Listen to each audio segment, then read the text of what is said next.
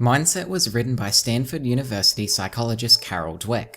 Her decades of research on achievement and success led her to discover what great parents, teachers, CEOs, and athletes already know, that our mindset is the basis of accomplishment. Lesson 1. The two mindsets.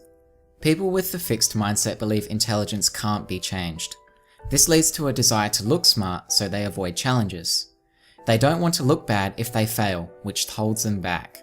In the face of obstacles, they get defensive or give up easily. They see effort as pointless and believe that people are only great at things because they were born with special talents. When confronted with constructive criticism, they ignore it. Lastly, they feel threatened by the success of others.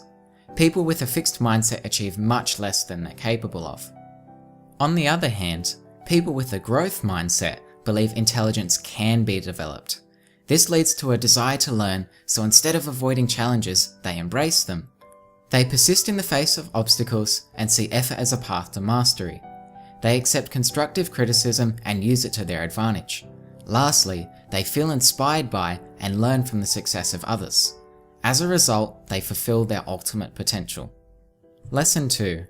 Mindset in sports. Michael Jordan wasn't a natural. He was one of the hardest working athletes in history. He was rejected by his high school varsity team and the first two NBA teams that could have chosen him. He was devastated, but his mother told him to work hard and discipline himself, and that's exactly what he did. He used to leave the house at 6 in the morning to practice before school. But what about people that seem to just be a natural? Yes, these people exist, but Carol argues that with all the praise for their talents and with how little work they've needed to put in, they can easily develop a fixed mindset. They may not learn how to work hard or cope with setbacks. A growth mindset is what allows athletes to maintain their success in the long term.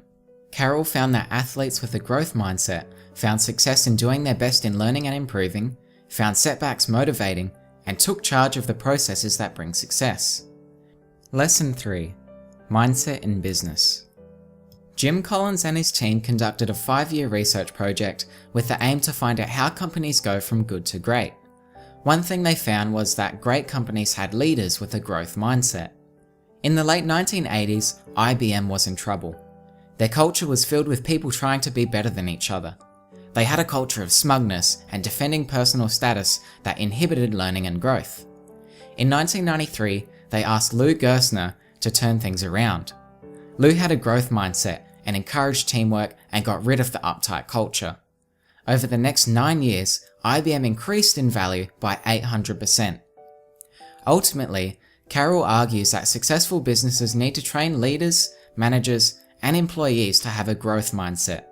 This can be done by cultivating a growth mindset environment and involves presenting skills as learnable, conveying that the organization values learning and perseverance, not innate talent, giving feedback that promotes learning and future success, and presenting managers as resources for learning.